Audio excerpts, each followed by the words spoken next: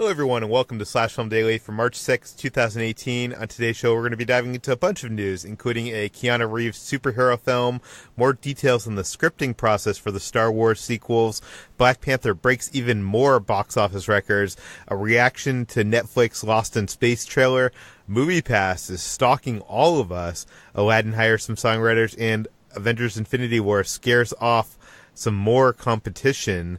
This is Slash Film Editor-in-Chief Peter Sciretta, and joining me on today's podcast, Slash Film Senior Writer Ben Pearson. Hey, what's going on? And writers Hoai-Tran. Hey, everyone. And Chris Evangelista. Hello.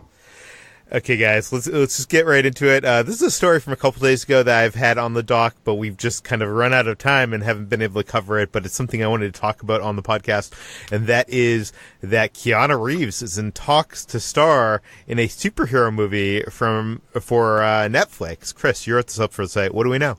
Yeah, so Rick Famuyiwa, who was going to direct The Flash for a while before he left due to creative differences, now has another superhero movie lined up, and it's for Netflix. It's called Past Midnight, and we don't really know a lot about it. We just know it's about a superhero vigilante, and we also know that Keanu Reeves is in talks to star, and that would be just another big get for Netflix. I mean, you know, they already have had a Will Smith movie, and now they're gonna maybe have a Keanu Reeves movie next too.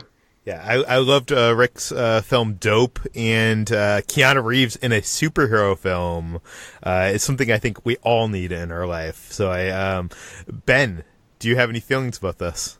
I love Keanu Reeves. I'm not as big of a fan of Dope as everyone seems to be. I saw that movie after it came out, right after that year. What was that, 2015, when it played at Sundance? And I just thought it was like, I was like, oh, okay, this guy's got some potential. It's fine, but I wasn't really raving about it like everybody else was. But I do think he's a guy who would do well in that genre, in that particular style. He definitely has a lot of energy and kineticism to his dynamic filmmaking style. So I'm excited to see what he does with a Keanu team up for sure. Okay, so for a long time we've been talking about Star Wars and the process of making these Star Wars sequels that Disney is doing.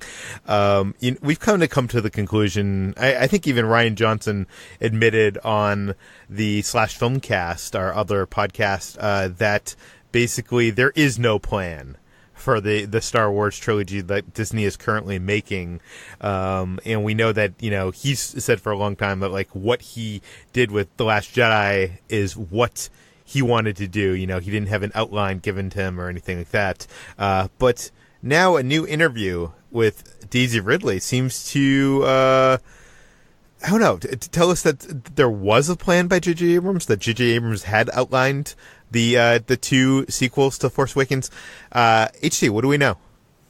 Yeah, so there might not be a plan now, but there once was a plan, sort of roughly, according to J.J. Abrams, because Daisy Ridley revealed that when Abrams sat down to write the script for Force Awakens, he also wrote rough drafts for Episode 8 and Episode 9. The draft for Episode 8 was what Rian Johnson ended up scrapping to write what now is Last Jedi. So it seems like it was something that Lucasfilm was on board with, but it wasn't like an official plan for the Star Wars trilogy in general. And Daisy Ridley emphasizes that the movies are on a director-by-director basis, and that Kathleen Kennedy and Lucasfilm are still sort of giving the director more creative freedom than you would sort of anticipate in a huge franchise like Star Wars. But yeah, it's kind of interesting that was a original sort of what happened, because now J.J. Abrams is back on for Episode 9. So maybe does that mean Lucasfilm is thinking about going back to whatever original plan that is, or maybe it's just J.J. Abrams bringing back another sort of having another go at it, with regardless of whatever his original scripts were. Well, it's also interesting because, much of what J.J. Abrams, I think, set up with Force Awakens was kind of like scrapped by Rian Johnson. Snoke, Maz Kanata, Luke's saber, Kylo's helmet destroyed, Rey's parents. It's also interesting that, I feel like one of these days, 10 years down the line, I want to I know that we're probably never going to get George Lucas's treatment for the Star Wars sequels that has been talked about, but I would also like to see, what did J.J. Abrams originally have planned for those sequels, if in fact there was a treatment. We should also mention that, this was an interview published by a French magazine, and Ridley's comments were translated by someone who speaks French, but, not a computer. But it could very well be one of two things. It could be, that it has been translated to mean something it does not mean. And it could also be that Daisy Ridley does not know what she's talking about. But it's really weird because this is the first I'm hearing of J.J. Abrams having scripted, 2 treatments for Star Wars sequels. Obviously, Rian Johnson going so far off the path of what JJ had planned. I'm not sure if you can, and obviously Carrie Fisher's death. I'm not sure you can go back to that plan that he originally had. But Chris, what do you think? Do you think do you think JJ Abrams can salvage any of the ideas he had from his original plan?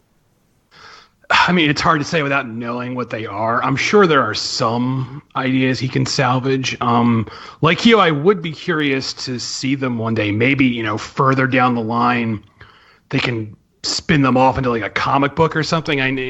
That's always a possibility. I'd love to see that. But yeah, without really knowing what his full plans were, I can't say for certain. But I'm sure he has something worked out by now. I mean, hopefully.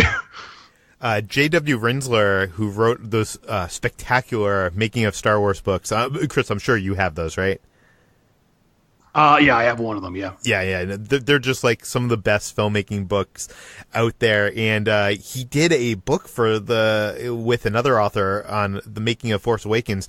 It got pushed back, and now it's completely off the Lucasfilm publishing schedule. A lot of people are speculating it's because, it had a lot of information on the initial plans from George Lucas and also, J.J. Abrams' initial plans. So I'm wondering if we will finally get that after we get to episode 9 from Disney, but we will have to see.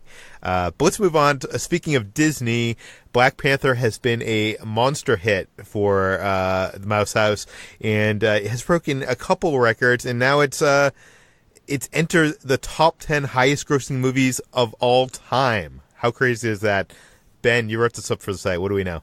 Yeah, so as of today, Black Panther is now the 9th highest grossing movie of all time at the United States box office. And that is pretty crazy. It has $506.4 million. And the most insane part of this to me is that the movie has been in theaters for only 18 days so far. So, I mean, that is like wildly impressive.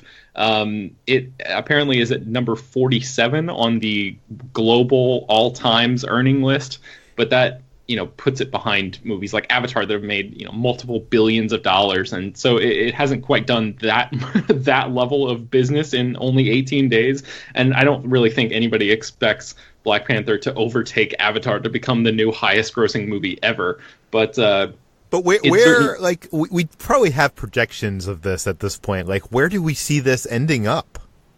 Yeah, that's a good question. I'm sure analysts have all sorts of different anticipation spots for where that could be, but I think it's definitely going to break the number 8 spot, which is Rogue One, and then some people say that it might even break The Dark Knight, which is number 7 on the list of top 10 all-time domestic box office grossing spots. Hold on a second. Yeah. Okay, HT, I know you were one of the people that was like eagerly awaiting Black Panther. If I had told you before the film came out that Black Panther was going to break the Dark Knight's box office total, would you have believed me? Actually, I would have, because I remember when the week before Black Panther was released, it was projected to beat a large majority of Marvel movies that weren't ensemble films.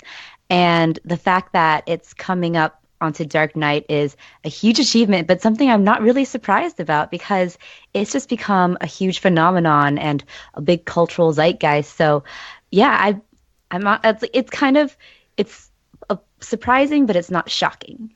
See, if you told me that, I would have been shocked. And but also, I'm also bad at predictions, as evidenced by my Oscar pool, picks. So, yes. But let's move on to Lost in Space. Netflix has released the trailer for their new series based on the original Lost in Space. Chris, you wrote this up for the site. Tell us about the show before we get into our reaction. Well, Lost in Space is obviously it's inspired by the 1960s series of the same name, which also got a big screen remake in the 90s, which the movie was terrible. It starred Matt LeBlanc and William Hurt and a CGI monkey. It was not a good movie. But now it's getting a big, expensive, and surprisingly cool-looking Netflix series. It has the same premise where it's a futuristic family. Their intergalactic mission gets sabotaged, and they have to find their way back home. And it actually looks really cool. I'm actually very excited to see this. I've never really seen the original. I know it's a beloved sci-fi TV series. I have seen that movie, and was so excited to see it in theaters and so disappointed when I actually saw it. I didn't really have faith in this, but seeing this trailer, it really kind of looks like they're like, let's take a modern day, J.J. Abrams Lost style take on this, sci-fi property, and it looks very, very cool. I'm not sure about the robot or the kid actors, but this is something I'm probably going to binge into on day one when it hits Netflix. Ben, what are your thoughts on this trailer? I have also never seen the original series, but unfortunately I did watch that movie from the 90s, and yes, it is definitely as terrible as everybody says. I saw somebody say that this looks a lot like a Ridley Scott version of Lost in Space, and I could not get that out of my head because everything from the visual aesthetic to like the costume design, it really does look like a Ridley Scott production. I mean, it looks like The Martian mixed with, Prometheus and Alien Covenant, and it's really sort of remarkable that a property that I would have written off a few years ago as not really being something that people would be interested in managed to secure a budget and that allowed it to look as impressive as it does right here. So I'm sort of like Chris. I was like pleasantly surprised with how cool this thing looks. HT, what are your thoughts on this trailer? Yeah, I had close to no knowledge about Lost in Space going into this trailer. I never saw the 90s movie, even though it's kind of like my time. And I hadn't seen the original 60s series either, but I was really impressed by the trailer. Everything that you guys said came to mind for me, and the production value looks great. It looks like it's a really great sort of child-led story, which is something that I'm always down for, that sort of really good, like, childhood wonder, sort of Steven Spielberg-y type of series. And I kind of got a sort of Treasure Planet, Robinson Crusoe kind of vibe as well. I was looking up earlier if Lost in Space was at all inspired by Robinson Crusoe, because just the Robinson name reminded me of that, but I don't think it was. But it has that sort of I never thought about that. Yeah, it has like that interested stranded feeling, but in space feel. See, but you couldn't find any evidence of that? Now that you've said that, that totally makes sense to me. Apparently they owe their name to the Swiss family Robinson, who were named after Robinson Crusoe, but it's kind of a distant relation. Well, very interesting. Anyways, you can check out the trailer for Lost in Space on /film.com. Let's move on to MoviePass, because, we are the official podcast of MoviePass. We talk about MoviePass almost every day on this podcast. We've been talking recently about their growth and how they are possibly evil. They could, decide which movies subscribers can and can't see. Now the CEO is proudly claiming that he is stalking you. He is tracking your every move. HT, what do we know? So I'm going to quote exactly what CEO Mitch Lowe said. "We know all about you." He said, it doesn't sound a little ominous at all. He continued to say, "We get an enormous amount of information. We watch how you drive from home to the movies. We watch where you go afterwards." So if that doesn't sound a little sinister, I don't know what does. He said that at the Entertainment Finance Forum in Hollywood this week, which was actually where he was speaking about the new the subscriber projection for 2019 that we reported on yesterday, as well as the announcement of customer experience improvements, which is really interesting because I feel like this statement almost nullifies the goodwill that they're starting to gain by improving their customer service experience. So there's location service that is incorporated into the app. It's when you log onto the app, you're required to check in using your GPS with the app to buy the ticket. But in the privacy policy doesn't say anything about using the location for anything other than verifying the specified theater where you intend to purchase the movie ticket. So after this statement came out, MoviePass released another statement saying that they're only exploring location data, but they won't sell it. So this kind of follow-up to the reports that they were collecting user data with the intent of possibly selling it off later. So this was sort of in contention because this is an issue of privacy as well as transparency. Yeah, it's and that quote from that from the CEO sounds like something like, if Zack Snyder was making a movie about a tech guy leading a tech company and he was the villain, he was the Lex Luthor villain. That sounds like the quote he'd be giving on the news telecast in the opening scene of the movie. But yeah, we at the same time we weren't there, so maybe he was joking. But but it does feel a little strange to say in a keynote speech. Yeah, and I think the rules for MoviePass they updated a couple months ago, basically saying that you actually have to see the movie that you check into and buy the ticket of. And we speculated at the time that they could use the MoviePass app to check your location throughout the screening of the movie or after the movie to see that you actually stayed there and watched the movie. And we only assume that they're doing that they included that language in the rules because people use their movie passes every day. Like, I guess maybe someone that lives near a movie theater, goes to a movie theater, gets a ticket and then sells it for cash in front of the movie theater.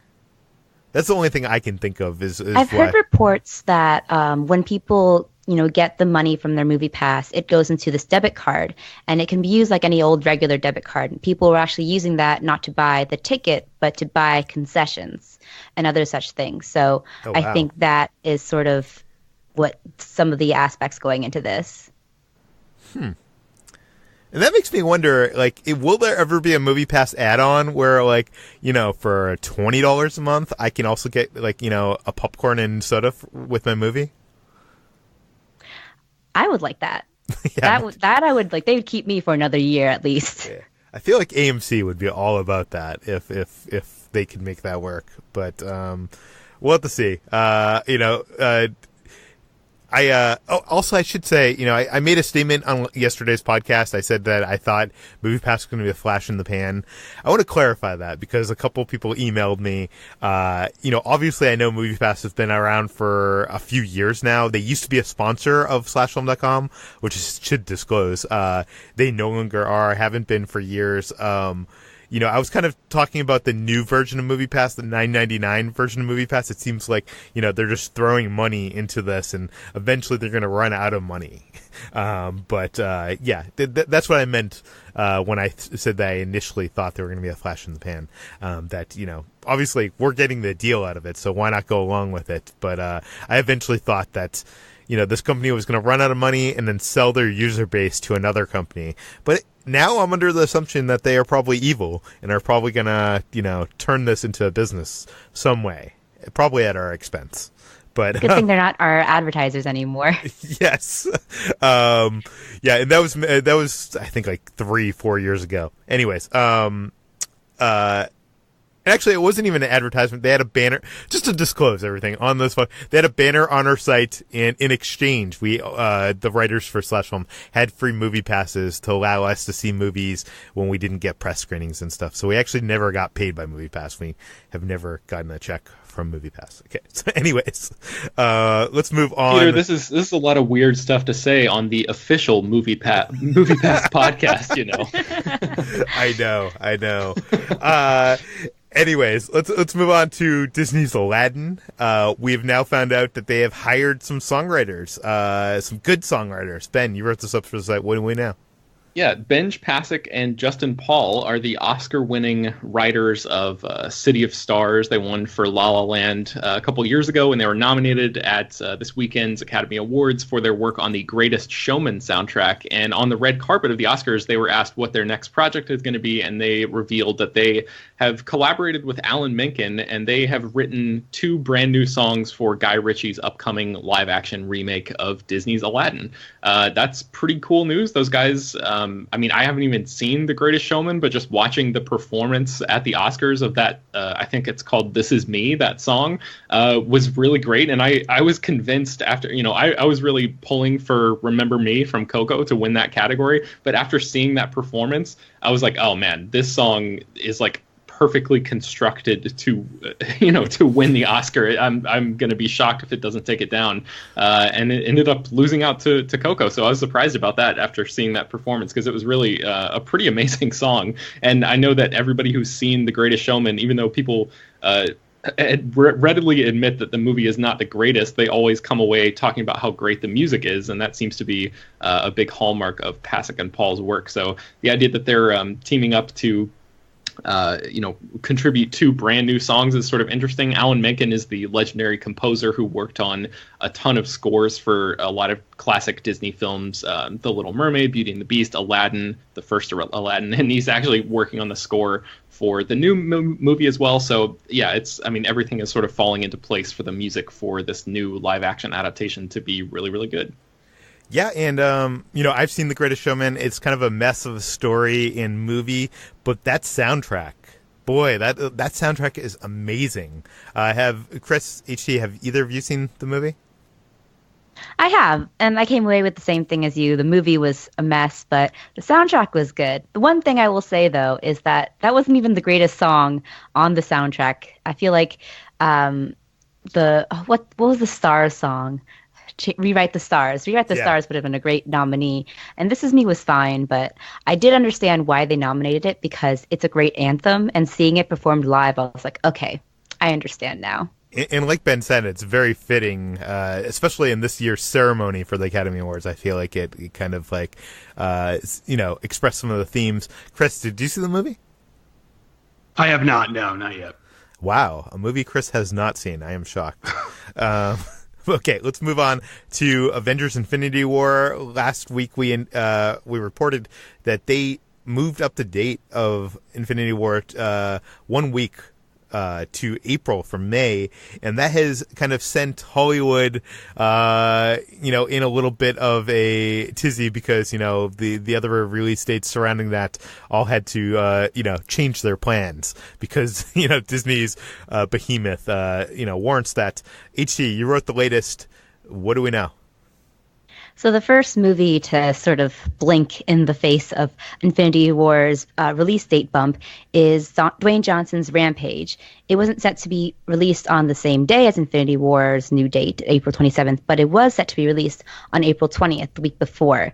And it was before Infinity War changed its date. It was going to enjoy a few weeks at the top of the box office before the latest Avengers was going to swoop in 2 weeks later. So now Rampage has bumped up a week as well to April 13th, 2018. So it'll give it another 2 weeks to be at the top of the box office, because there's not much competition on April 13th. There's a Shia LaBeouf, Stellan Skarsgård tennis drama called Borg versus McEnroy, a volleyball film called The Miracle Season, Anna Faris's Overboard remake, and then an animated film called Sergeant Stubby. So it's pretty much clear for Rampage as the one tentpole on April 13th. But I know I've seen on Twitter that it is disappointing people that is no longer on April 20th, because people are very excited about that particular date for Rampage. The interesting thing here is, Disney was doing a calculated move by moving Avengers earlier in summer, making it so that Avengers can make more money. But at the end of the day, who does this hurt most? To me, it looks like it hurts Steven Spielberg's Ready Player One, right? Because that now Rampage is closer to that film. Yeah, it was set to be released on March 30th, and it was going to have a full 3 weeks as the only tentpole at the box office for a while. But now that's been cut down because Rampage has been moved up a week. Yeah. Anyways, so that does it for this edition of Slash Film Daily. HT, where can people find more of your work online? You can find me at slashfilm.com, and I'm on Twitter at HTranBuoy. Ben, where can people find you? Find me at slashfilm.com as well, and you can find me on Twitter at Ben Pears. Chris, where can I find you? I'm also on slashfilm.com, and I'm on Twitter at Evangelista413. Of course, MoviePass knows where all of you are. Slash Film Daily can be found on iTunes, Google Play, Overcast. It's published every weekday. You can email me, Peter at slashfilm.com, if you have any questions, comments, concerns, outrage. You can please go rate and review us on iTunes. Spread the word, tell your friends, and we'll see you tomorrow.